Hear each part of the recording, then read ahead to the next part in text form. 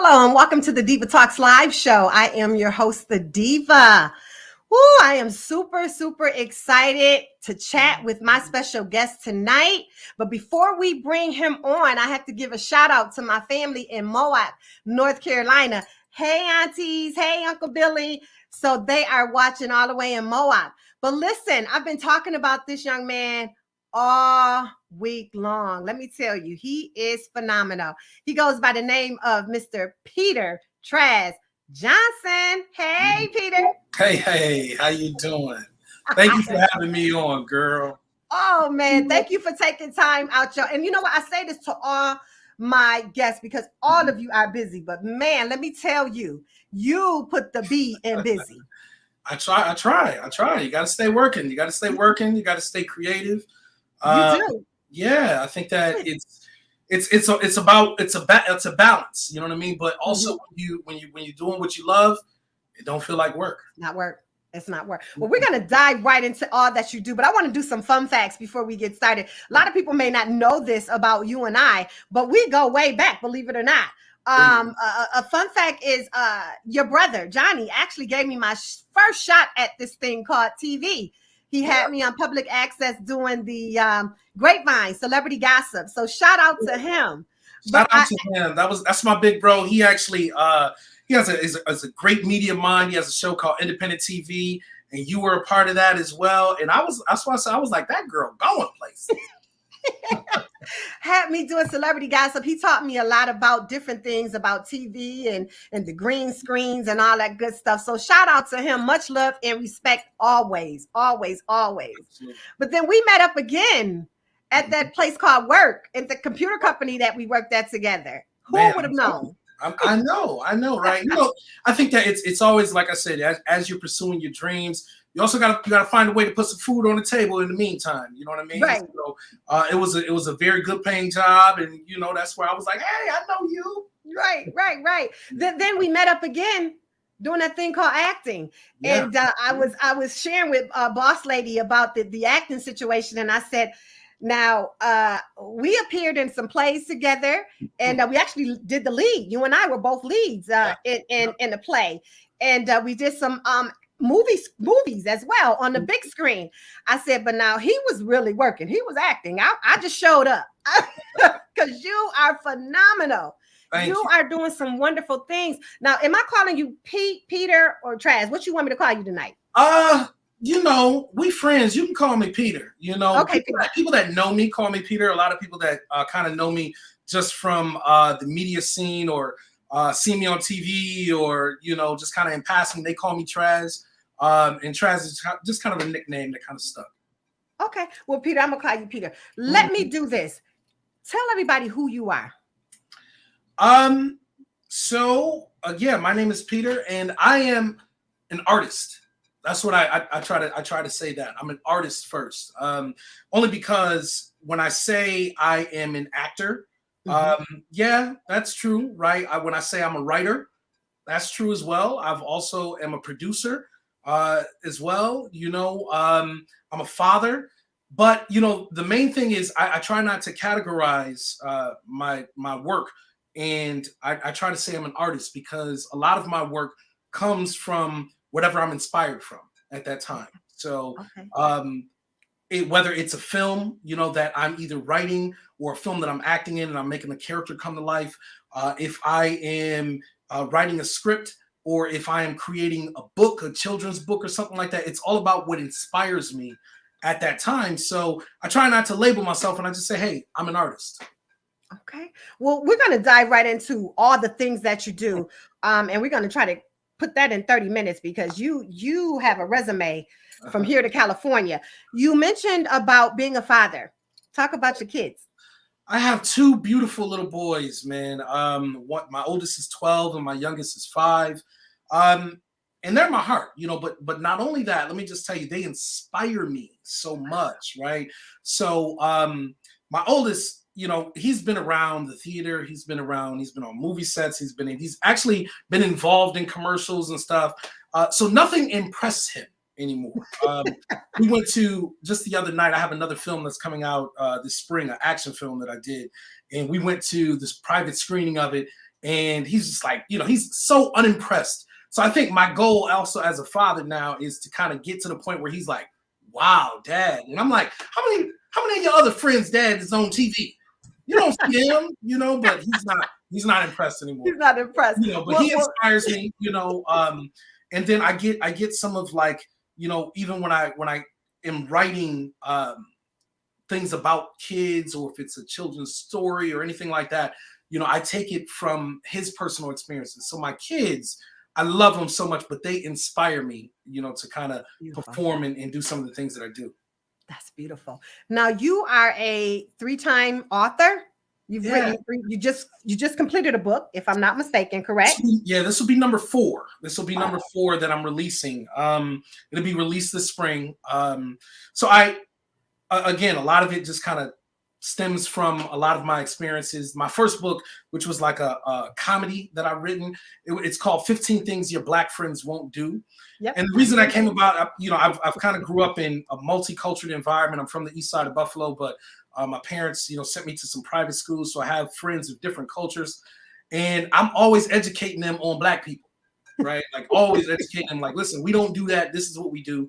Right. So I decided to kind of put a book together about it. And it's very comedic and humorous. That's the first one. And then the second one I have is The Cow on Two Farms. Mm-hmm. And that is a children's story. And it teaches kids how to cope with living in 2 separate households.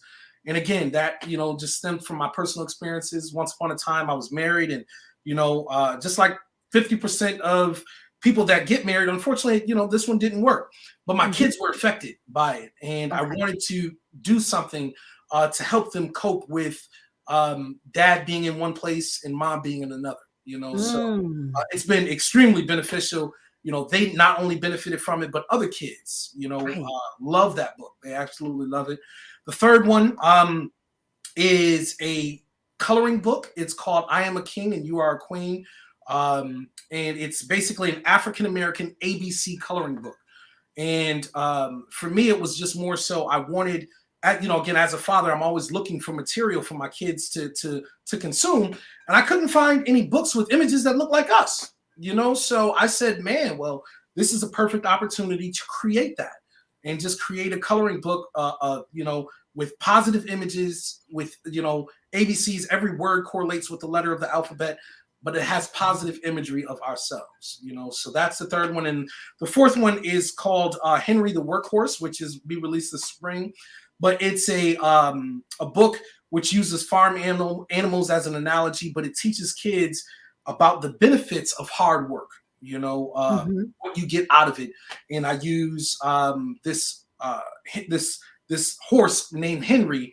Again, he works all over the farm, but his pony, his daughter sees the benefits of what her dad does and how it helps everybody. So that'll be the fourth one that's released. Now, if that wasn't enough, okay, you turn on the TV and I'm seeing you on commercial after commercial after commercial. How did you get involved with that? Well, first and foremost, even though the writing and stuff is creative, I'm an actor by trade, right? Like that's what I've been studying for the last 20 years. And it's crazy that I say 20 years because I've been pursuing it and studying filmmaking and progressively as an actor for 20 years now. So the last couple of years have been really good for commercial work for me. And acting is something where if you aren't doing it on a regular basis, you lose it. It's a muscle, So if you don't see me in any films or any commercials, I'm always studying and I'm always getting prepared for the next opportunity, So that's, I've been very blessed the last couple of years to work consistently as an actor. And that's one of the things, like I tell people all the time, like, they see me, I'm not no famous guy. I'm just a working actor. I'm a working actor. So, you might turn on the TV, flip through channels and you'll see me, that's the definition of a working actor. It's not a might. We're going to see you. We're definitely going to see you. And if we don't see you in commercials, we see you in films such as Boss Lady. We got a little snippet of something. All right, let's see.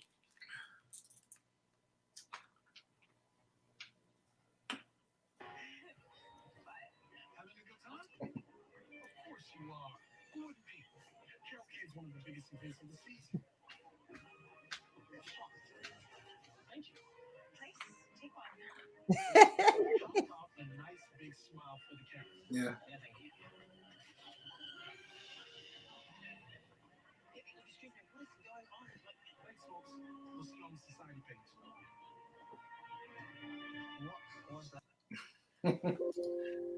A Prince for Christmas. Yeah, that I don't know if that I can't think of what the name of that one was. I've done a Prince for Christmas. I've done a lot of holiday movies. Yeah, a lot of holiday Christmas movies. Yeah. Well, you know what? I'm just so impressed by just seeing you doing the Christmas movie because those are the favorite movies of everybody's. Yeah. So how do you put yourself out there to do such a thing? Well, I think a lot of this business when people are trying to break into it, it's relationships, right? It's when you're working with one producer and things go well, they're impressed by you. It's constantly following up with them, sending them emails. Hey, what else do you have? It's also, meeting with casting directors, having good rapport. And I think that I'm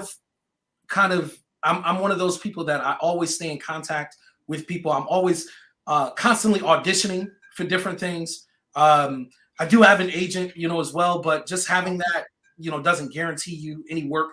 It's always about, mastering the audition, coming up, developing different characters and doing the work. Because just because you have an agent doesn't necessarily mean you're going to get work, right? Like all the agent is doing is guaranteeing you, or not even guaranteeing you, is they're fighting for you to get an audition. So once you get the audition, then it's on you, to actually do the work, to actually, win over the producers, win over the director, and let them know that, hey, I can do this. I can do the role that you want. So a lot of that is I take the responsibility for, because I'm always kind of emailing different producers, always taking calls with them, letting them know, sending out my resume, sending out my reel. And again, I've just been fortunate to kind of be in a circle where, some of them, I'm able to land some of the work. They like my audition tapes. They like what I'm bringing to the table. So I'm kind of fortunate enough to get hired. Wow, that is awesome. Now you just also completed, or actually was just shown, Mind of Moses. Yeah. Mind of Moses is, one of the things that I do, and let me just put that out there. So like, part of what I do as a creator, is I don't wait around for the work to come to me. Right. So it's more so having that entrepreneurial spirit. And because, I could sit around and wait for my agent to call, wait for one of these producers to call me, wait for the phone, to ring with the director. But then what are you doing in the meantime? Right. Right. So what I try to do is, in that meantime, I try to create stories that I would want to tell, roles that I would want to play myself, So as a result, then you get your pen and you start to writing your own scripts and you start developing characters. So I do have a partner, film director Corey Green. He owns Black Rose Productions. He had developed the script. It was some years ago, and it was completely different. It was called Free Moses back then. And what he did was he had the script. I read it and I said, I like the script. I like the character, but I wanted to do some rewrites with it. So I kind of rewrote the script in some ways, and we shot it. We shot it a couple years ago, actually. And now we're just now releasing it because we wanted to do the film festival circuit, where we submitted our films to a lot of the short film festivals to kind of get recognition, to kind of to get noticed. But it's a great story. It's about a military veteran that has PTSD, and it's about what those veterans go through. You know what I'm saying? Like, people don't understand, when they meet combat, what they come home to when they have to adapt to civilian world. So it's about this soldier's journey, how he has to adapt to civilian world. And he kind of makes some mistakes, because he's still suffering from PTSD. And it's about, how society now kind of shuns him, even though he was this war hero. Because he made a mistake and he hasn't adapted to civilian life, how the world treats him. So yeah, it's a great film. It's available now. And how can one watch it? You can see it through Scoville TV. They have it available streaming there. I think it will be available soon on Amazon Prime for release, as well. But right now, it's available on ScovilleTV.com. And I needed to piggyback on your books. Now, I have your book your first book you wrote. We went to your book signing, but how can one get your books? You can go to Amazon. All of them are available on Amazon.com. Even just to streamline it, you can go to my website, peterjohnsontheactor.com. And you can find the books available right there on my website as well. Okay, awesome. So now, like I said, I dibble and dabble a little bit in the acting. And it's not easy. How do you've played so many different characters. How do you get into character and get yourself prepared for a scene? I think it's different, right? So like it depends on what type of role I'm playing, but a lot of it is doing homework, right? And what I mean doing homework, it's character study, and which is really weird because like sometimes when I do character study, what that consists of is studying people, right? So like where do so I sometimes I'll like take the subway, and just study people's walks, their mannerisms, their looks, their dialogue. It's a lot of different things that you can bring to a character, but again, it depends on the type of character that they are and what they're dealing with. For me, for Mind of Moses, I spent some time in the VA, kind of, hanging with military veterans, to see what they're dealing with. But again, it really depends on the stars, I'm sorry, on the role. I have one on a film called Assault on VA 33 where I play a cop, hung around some cops, had to do some, try to find out what they deal with on a daily basis, what makes cops scared. You know what I'm saying? How do they approach, different traffic stops and stuff like that? So it's really just about doing the homework. One of my acting coaches told me, as long as you know the scene, you know what you're bringing to the scene, it really doesn't matter with the words. The words will come, right? You know what you're bringing to. I know, I have to ask myself, what does this character want out of this scene? What's my objective as that character? What am I supposed to get out of this? What am I supposed to do?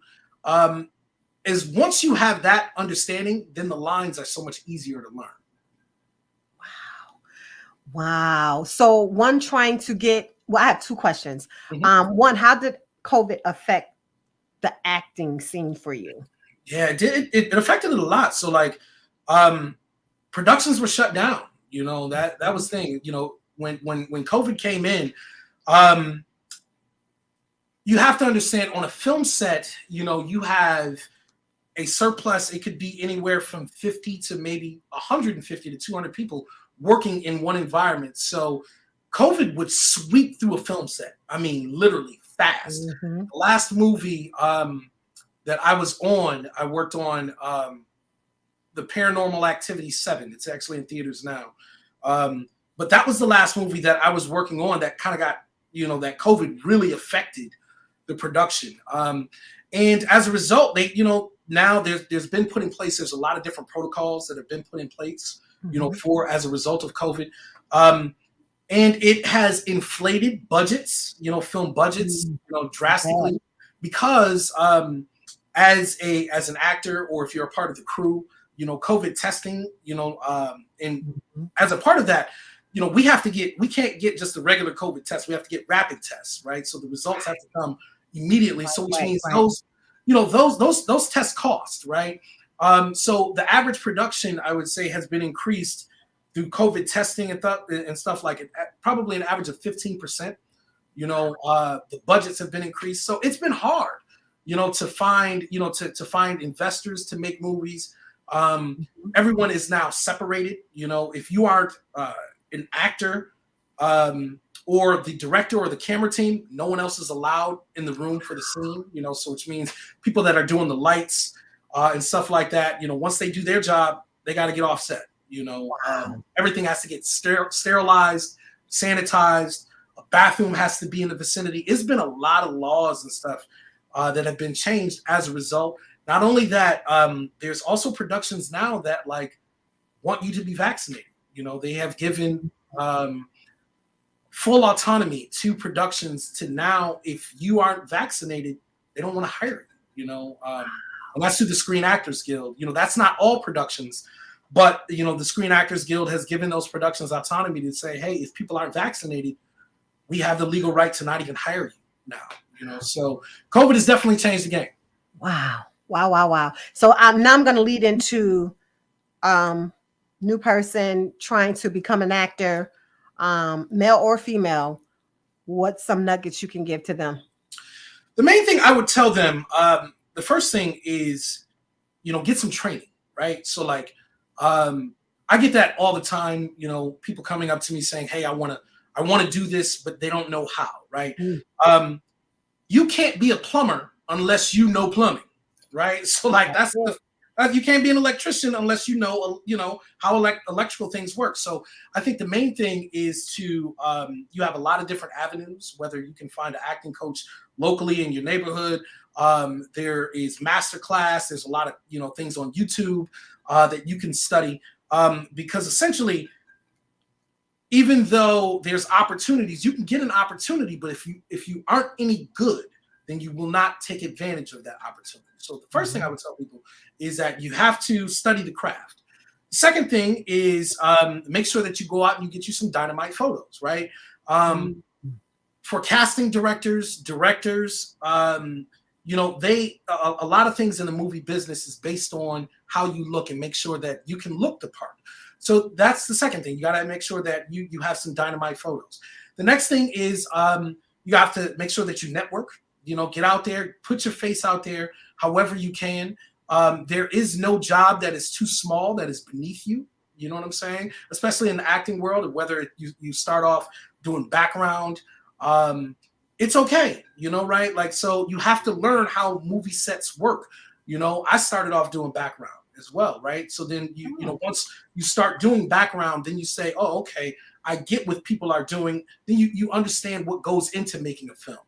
And then at the next point is like, there are online there's things online that can make you available for auditions and things of that sort. Get you a website. You can go to actorsaccess.com. You can go to backstage.com and start applying to audition for things. You know what I'm saying? Also, right now, because we're still in this COVID era, the days of like cattle calls auditions and stuff like that is not going to happen no more, right? So like, where people, I'm going to go to this open audition, right? Right. It's too risky, right? So like COVID is, so no one's doing that. So like everyone right now is doing auditions, what's called a self-tape audition, where you have a camera and you are just required to tape yourself auditioning. But there's an art to that, right? Like you have to know where to look on the camera. You got to know, how to light it and how to look in the light, and you have to know how to project and things of that sort. So study the camera, right? Like, if I get a self-tape and it doesn't look good, then hey, you're not going to get the part, So there's training videos and all that stuff on YouTube, and how to make a self-tape audition look good. Once you start doing that, and then those are the things where you start. You know what I mean? And you just be hungry, man. Like, there's so many people out here that say they want to do things, right, but there's no follow through, right? Like, just be hungry and like follow through on what you say you're gonna do. That's it. Be persistent. I have to ask you this. So now, we did some acting together. If I was to go back in there, would you act with me again? Oh, girl, of course. What you mean? You know what? Let me just tell you, you're only as good. A lot of actors, you're as good as your scene partner, right? So like, what's really good about you is energy, right? Energy. You have a really great energy, and energy is something that's never lost. It's transferred, right? So like, as long as you have good energy, you're also going to pour that energy right into me. You know what I'm saying? So, and one of the things I know about Diva is Diva gonna work too. Like, you ain't gonna be afraid of a little hard work. You know what I'm saying? No, not at all. You got that right. We had some fun. I learned a lot from you. We killed it. It was awesome. It was awesome. But speaking of work, you just don't stop. Now, we've talked about the acting. We've talked about the books. you done went out here and got you a cooking show. I do, yeah. What in the world? Now listen, let me tell you, I watched and I was very impressed because I had no idea that you knew how to cook like you do. But you have to talk about cooking. What is it? Cooking Ventures? Cooking Ventures. Yeah, it's so it's not cooking. No, it's cooking. Cooking, right? One of I told you, I try not to wait for opportunities, right? And as a creative, it's just always like, hey, what can I find as the next thing? And for me, again, as a single dad, I got my oldest son. Like I said, he eats like a bear. I can't cook enough food for him. So what I have gotten interested in is cooking gadgets, right? So like anything that's a gadget that makes my cooking life easier, I love it. So like I have at my house, I got all these electric deep fryers, I got steamers, I got pressure cookers, I got things to chop up the food. Yeah. I don't really have to do. I never stand over top of a stove, never, right?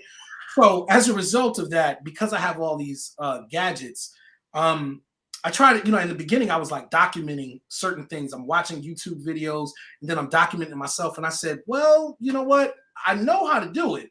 Let me just go ahead and do it.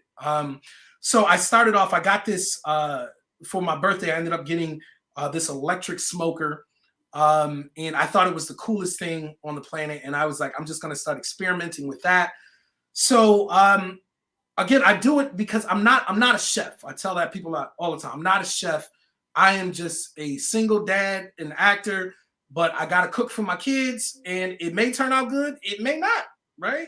He says that too, right? Yeah, we'll see. We'll see how this goes, right? So it's something fun, and it's more content for me to continue to brand myself, for people to learn who I am. It's fun, for me. I've gotten to the age now where cooking is kind of like a hobby for me now.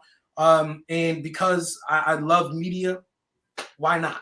Right? Why not? It works. I have to ask you, that fried turkey looked good. How did it taste? Man, that fried turkey was banging.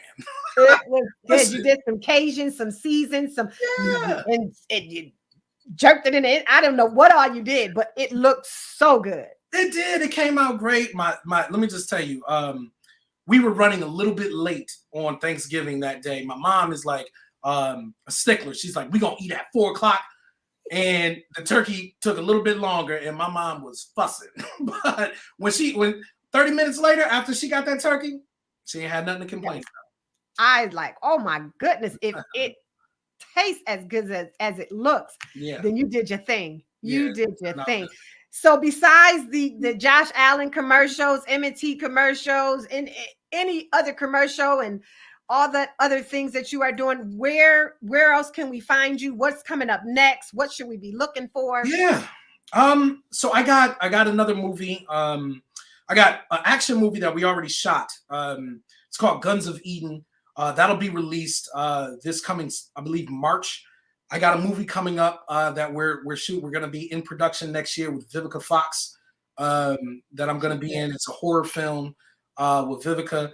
I have my children's book coming up, and I have another commercial that I'm waiting any day to come out for Amazon. That you'll see. It's a commercial for Amazon that we did for the NFL. So I'm waiting for that to kind of drop any day, hopefully, sooner than later. But yeah, and just like I said, just tell people, follow me, Traz Johnson, on Facebook, at Traz9 on Instagram. And yeah, I'm just, and tell them tune into the cooking show, Cooking Ventures. Yeah, Cooking Ventures. You're funny. You're hilarious. Yeah. It's just being fun. Just being myself. I enjoyed it. Wow. Well, Peter, this is for you. Round of applause for you. I am so proud of you. And I really appreciate you taking time out tonight to chat with us. You have a platform here. If you need to come back, you want to talk about your next book, your next move, you need me to be an extra. Just throwing that out there. I'm here, and you are always welcome. I appreciate that. And like I said, we're gonna get you in that Vivica movie. You and Vivica would hit it off. Listen, y'all heard it, right? Y'all heard it. Okay. You and Vivica y'all gonna be fireworks together. So I appreciate you so much. Give the kids my love. Don't you go nowhere. Listen to my virtual audience, as always. Thank you so much for tuning in. You didn't have to, but I'm definitely glad that you did. I appreciate you. I need you to share this video for a couple of reasons, because it's good. Got some great information about Peter Johnson and things that he is doing, and just awesome. So people need to know if they don't know. So make sure you share it. And then also you get a chance to win this beautiful necklace that I'm wearing. It comes with the earrings. This is from Glamorous Embellishment. Sean Thurman is the owner and CEO. And then I'm going to throw in a beautiful basket that Regina, my bling queen, from Kim's Corner in the Boulevard Mall, had. She's gave me 3 baskets. Well, actually told me to pick out 3 baskets. So all of them have something great in it. So we're going to have 2 winners, one for this beautiful piece and one for a beautiful basket. The only way that you can win, or have a chance to win, I should say, is if you put shared in the comments. We'll pull the names tomorrow morning and we'll let you know who the winner is. So listen, we are in this holiday season. Again, a lot of RIPs on my timeline, sending condolences to those families, people who are suffering with depression, anything that you're going through in this season right now. Prayers up to you. We are keeping you lifted. Once again, congratulations. I'm going to keep saying it to Boss Lady, who is being honored on the 17th of this month. Congratulations for doing great works right here in great city of Buffalo. Find your happy space. And when you do, make sure you stay there. Have a blessed night. Stay safe. Watch your surroundings. See you next week.